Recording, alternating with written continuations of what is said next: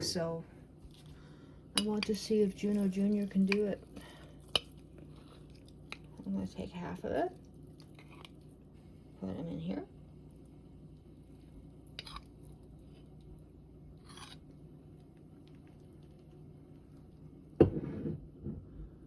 I'm going to feed both of them.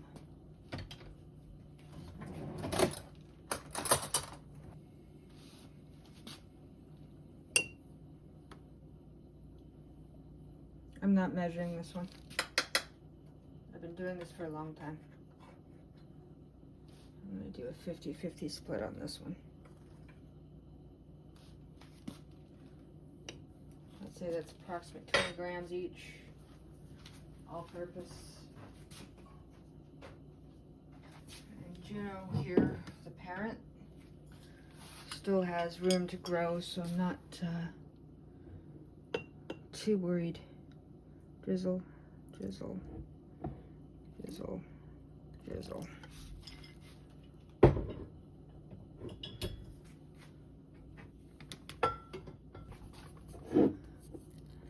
just going to leave Cassie alone. She doesn't have a hooch. I will leave her until I want a proper bread.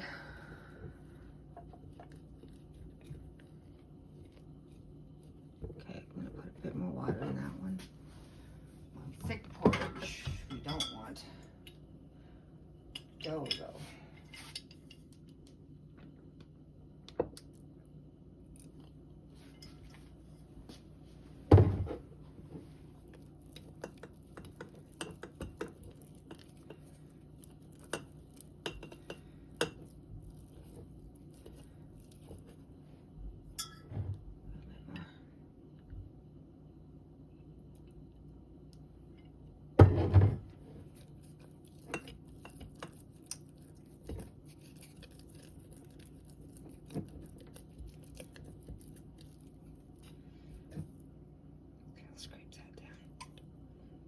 Matter if this goes in.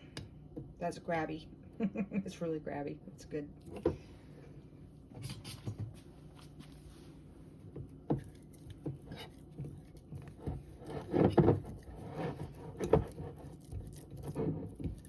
Okay. So I think he's healthy enough and he's strong enough. I'll bake something with all the extra apples I've got, I hope.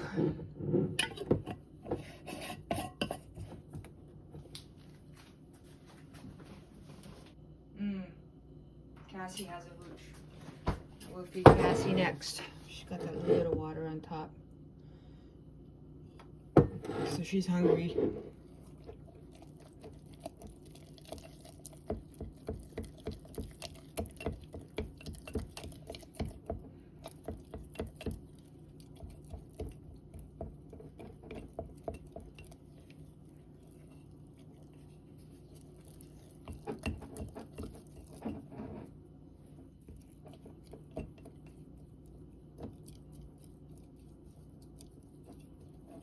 Okay, that's all we're doing for that. I'm going to feed Cassie.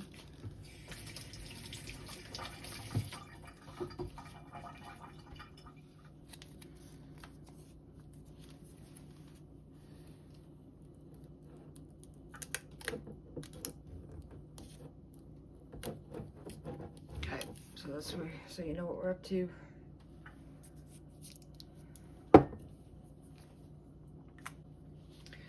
Put him aside. I'm just giving Juno Jr. here an extra feed. So 2 teaspoons of all-purpose flour this time. I saw some movement, but I want a little bit more because I am thinking I'm doing a specific kind of bread. So I want to be sure that Juno Jr. here is active. I think I'm doing a warm fermentation instead of a bulk fermentation. Okay, just letting you know, it is currently 10:20. Okay, so I just lifted it a bit. 10:20 a.m. I am making breakfast, so Again, I am confident that Juno can handle what I'm going to do. I just don't think he can handle it. Sorry, can handle a warm, sorry, a cold fridge. I'm gonna give this 4 hours and see where we are. So I'm taking a recipe that I figured out and I tried to convert it back. This is Juno Jr. I fed it this morning. I'm hoping to get 200 grams. I fed it again at 10:20. It is currently 12:30. I do have some growth. There is it's a very cheesy smell, but I can still tell it's quite the young starter, so I'm going to give it a little bit longer. But what I'm going to do in the meantime is mix some oat milk, some cream. This is what I'm working off of. I've just tried to break down my old French bread recipe and try to convert it. And me doing math in my head is impossible, so I'm doing it this way. And my instinct says, because I'm using oat milk instead of regular milk, I'm going to be adding cream on this one. So 100 grams of oat milk, 50 grams of 10% cream, 20 grams of regular butter salted, because that's what I have, 8 grams of salt. I'm not going to let this bulk ferment in the fridge this time. I'm going to let it sit out on the counter. And this is a French style loaf. Now what I did in the past, so I didn't lose the bread, I would take like a teaspoon of instant yeast and mix it in. And it's something that professional bakers have done in the past. It's, if you don't believe me, go check out some of the French baguette stuff. But on this one, I'm going to skip on the instant yeast because I still want you to see that when you're working with a young starter, this guy, I believe, it's February 6th. So what are we at? This is probably about 20 days old now. I have to go back and do the math and let you know. Young starters can still perform exceptionally well if you do warm fermentation, but they're still young. So let's see how this one goes. But I'm going to try a French style loaf just using these measurements. And I've broken it down from a really old recipe of mine from 2015.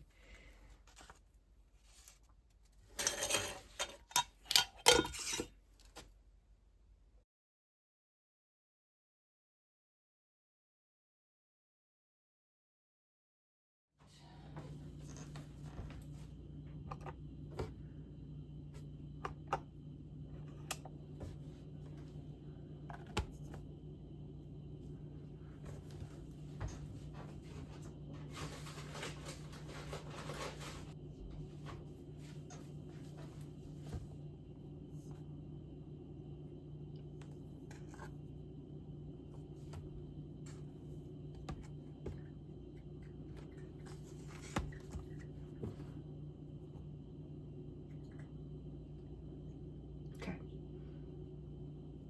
280 will be fine.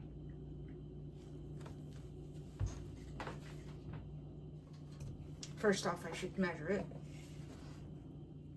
So 100 grams.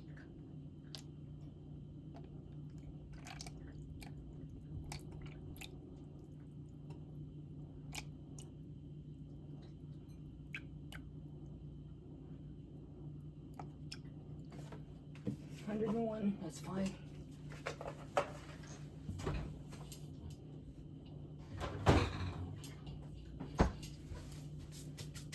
I'm kind of thinking I should do an egg, but I think I'll pass.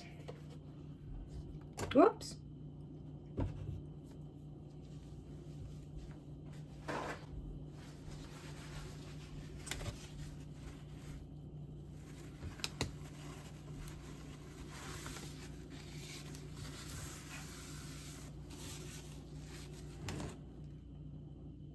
Going for 150.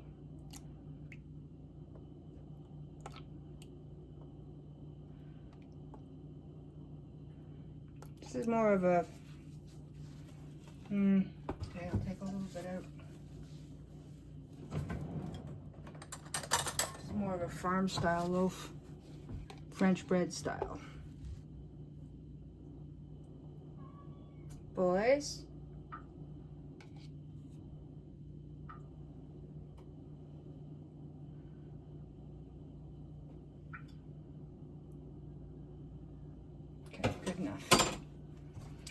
I'm going to take 20 grams of butter.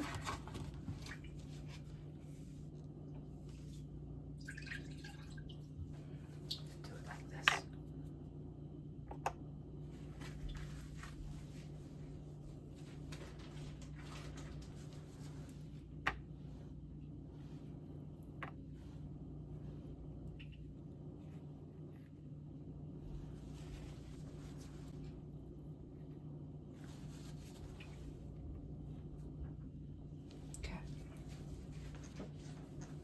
Gonna melt this in with the milk.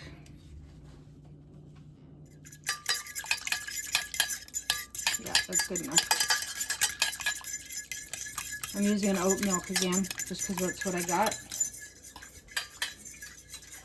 I tend to avoid whole. Okay, so we're gonna let this cool for a few minutes, and then we will blend it in. Rule of thumb. Can't do this. Yeah, that's actually too warm, but close. Give it about 10 minutes off the heat.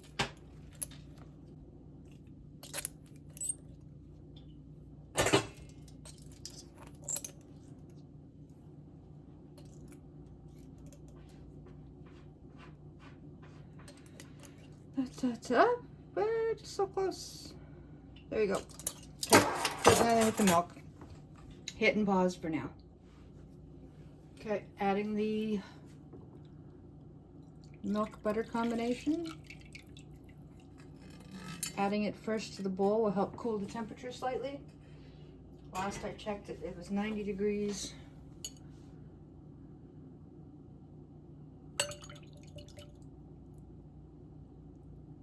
That knocked it down to 80, which is a better temperature.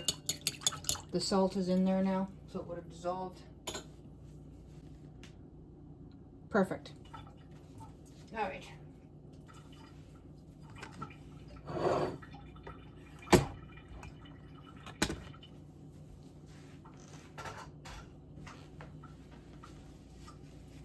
We're just going to mix this together for now. And let it set up while we wait for the starter to come up. By like maybe another hour, we shall see.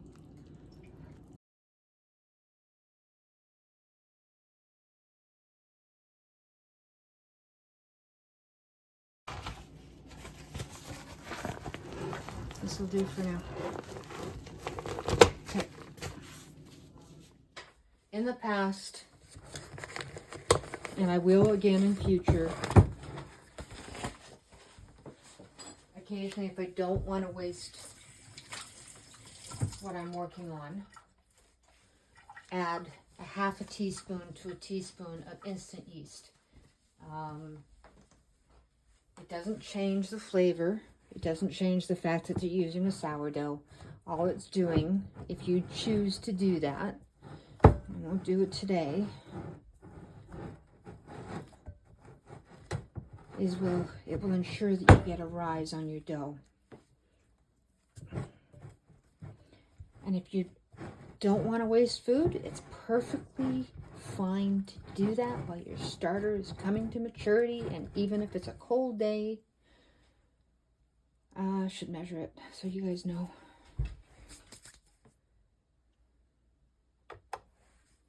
Okay, so let's use all of this up today.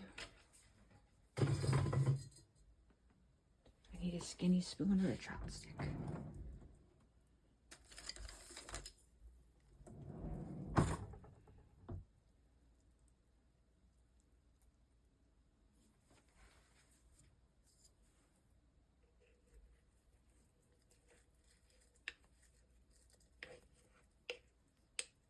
So I'm not going to have a full 200 grams of starter.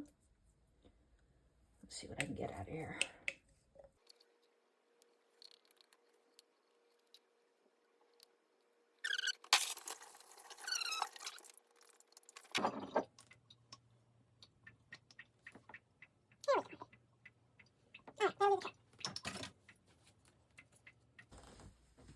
Except I didn't do videos of it.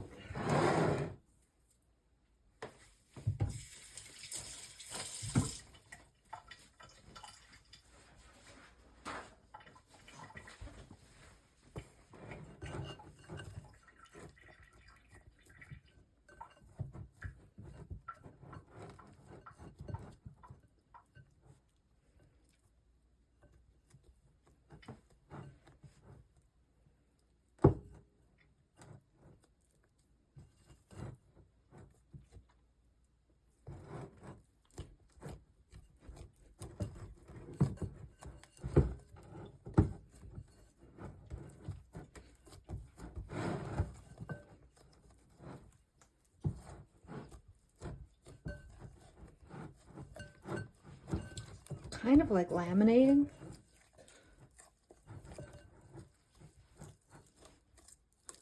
Just making sure it's layered in. It will break apart. Don't worry about it. Just makes it a little cleaner for the first little bit while things soak in. And there, it broke through.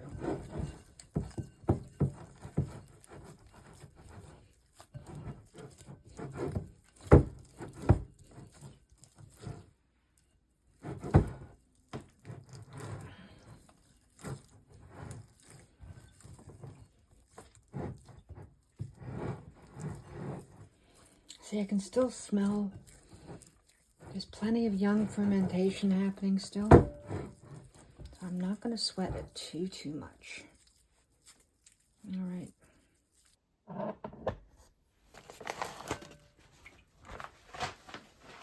So it's 3:37.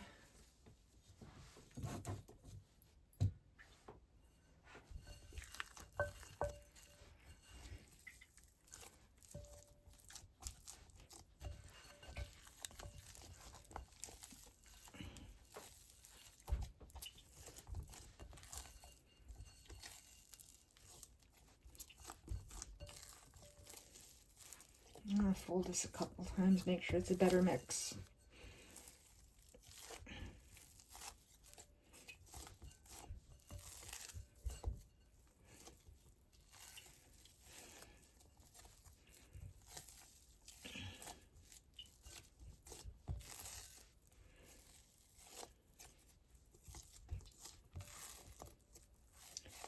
I think this is going to need a little bit more love.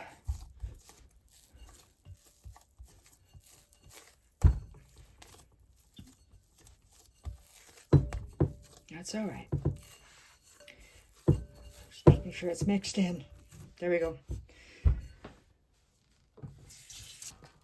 Strange noise. Huh. That's the fun thing about living close to a stairwell. I can always tell when the kids are coming off of school. Ah, that's funny. Okay, 3:30. Ah, that's hilarious. 3:49 p.m. Like I said, bad insulation. All right, I'm gonna do 5:11. 3:49 is the last time we touched this.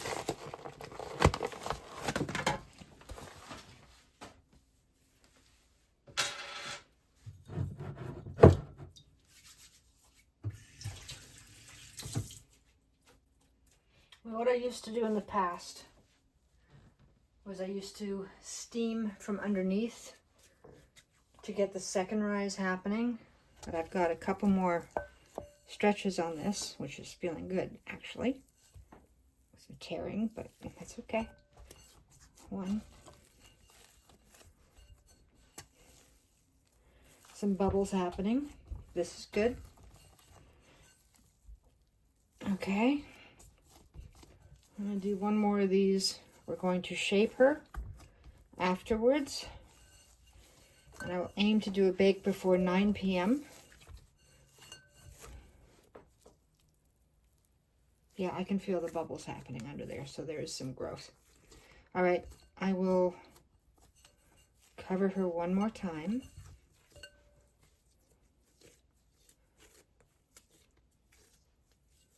Yeah, this is feeling good. All right.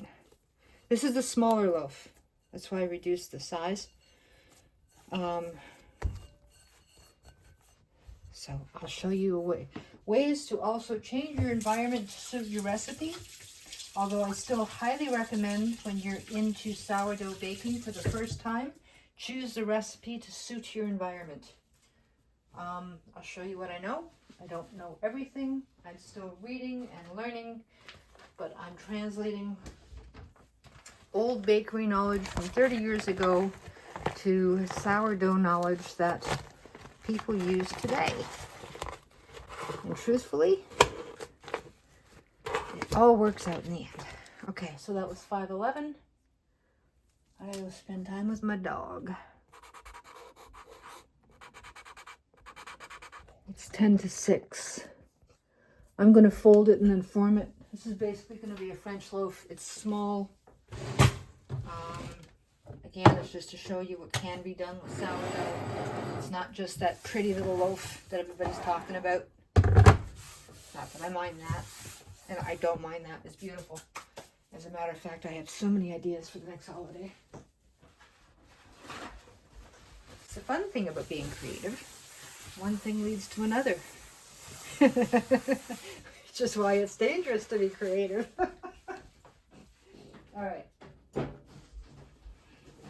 Now, quickly, so you know, and I can't pull them out, but I have specialty pans, which I'm not using for this one. I've done plenty of French bread. Let's see if I can grab them quick just to show you. Okay, yeah, I can. How much noise I make, though, that's the question. All right, so I have these, which I won't use on this bake. I've also got the baguette style. They're designed for French style loaves because I used to do a lot. But again, it's just me now, so I don't bake as much. And I won't be using this, so I can show you that you can do this at home too. And I will be using rice flour, so if you're going to be doing sourdough, rice flour is brilliant because it acts as a barrier to moisture.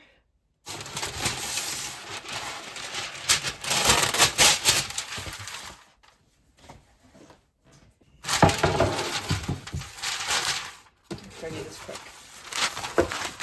Well, I don't have to. I won't do, when it's proofing, I can tuck stuff on either side, but parchment paper on a tray.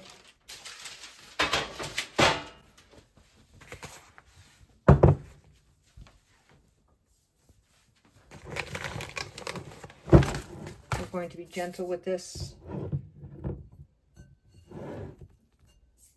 All right. Just lightly dipping my fingertips in.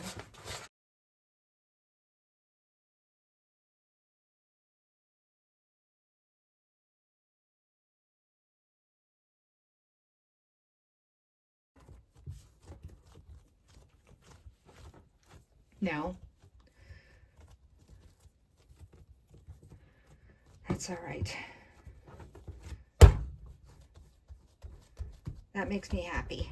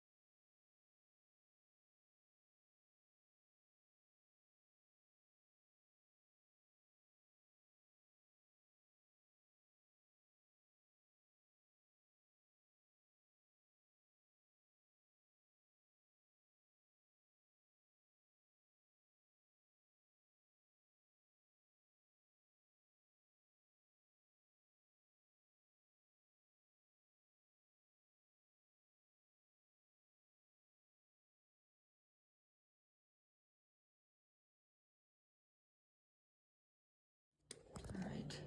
See how we're doing? It's 7:20 p.m.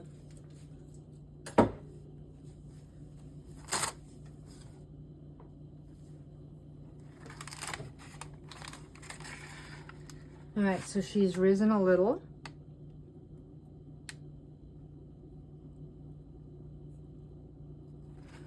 I'm going to preheat the oven, move this to the top of the oven so it can get some heat, and I'm going to put a tray of water at the bottom of the oven. I'm preheating to 425 now, and I'll show you what I'm doing. The video that I'm working on right now is almost an hour long. I am editing for time, and even breaking it down as quickly as I am, it's still an hour, so I'm trying hard not to bore people. Okay, I'm just filling a pan with water. No point adding salt or anything. You just want the steam in the oven. It's going to go in the lower rack. You don't need a lot of water. You don't want it to run dry. It's going to preheat with everything else. So let's say up to the first knuckle or half an inch. So FYI, like there. Okay. I've hit preheat at 425.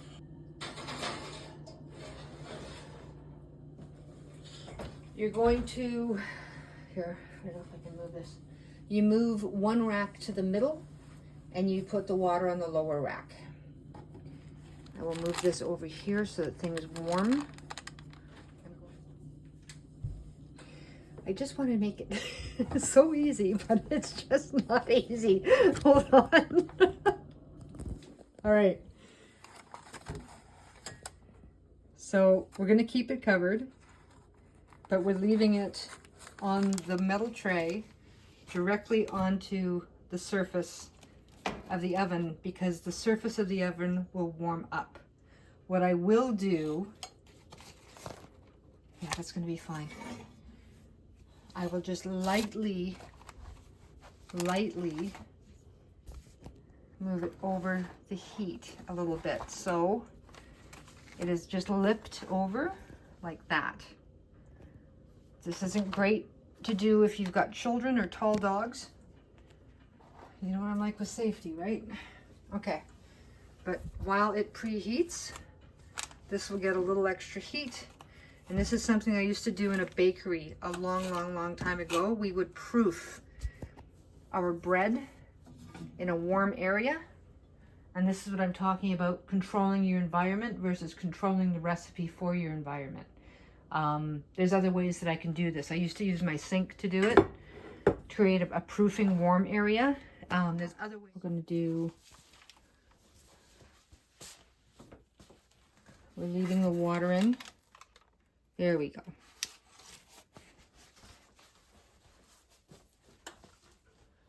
We're leaving the water in for a little bit while it forms a crust, and then we will take it out after the first 10 minutes so that it doesn't back up onto the bread. Again, this is all stuff I'm writing out. I've got real stuff going on in the real world, so it's taking me longer. I apologize. All right. So I'm not going to make this complicated, but just do enough to open it. You can do some fun and fancy things with scoring, but I'm not going to get into it right now.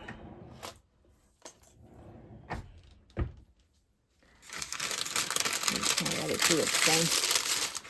My other pans, if you're going to get into French breads and things with crusty rolls, they're better for letting air get to the crust. Because I've put olive oil on this, you will not have a crunchy crust. You're going to have a soft crust. And I'll put this in just a second. I'm just letting things spread a bit. When you put an egg wash on an unoiled crust, you will get a crunchy crust. If you're going to put butter or oil on the skin of your bread, you will get a softer crust, just so you know. This is warm to the touch, but I'm used to it. Now, very quickly, take this off. Whoops. That's the setup I'm using. Okay. So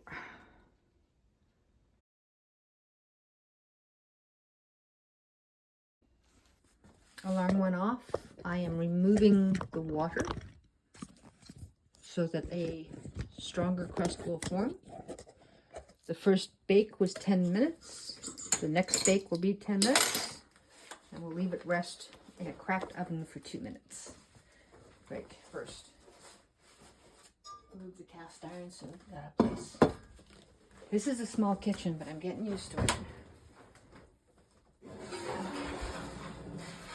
Not my smallest kitchen. Close that as quickly as you can. Keep the heat in.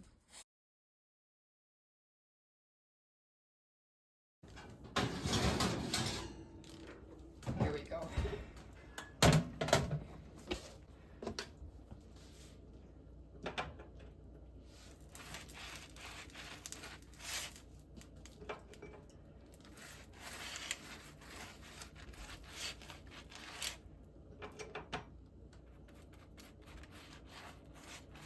I'm content.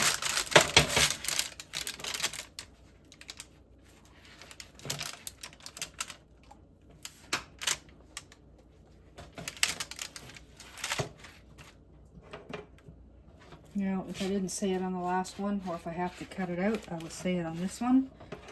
If you want a crusty crumb, you hit it with egg and you pop it back in for 2 minutes. If you want a softer, my apologies, crust, you hit it with butter and you let it soften now. This, I believe, is not a bad loaf. Now, I don't have the ability to show you the crumb tonight, but I'll put it on my blog. That looks pretty good.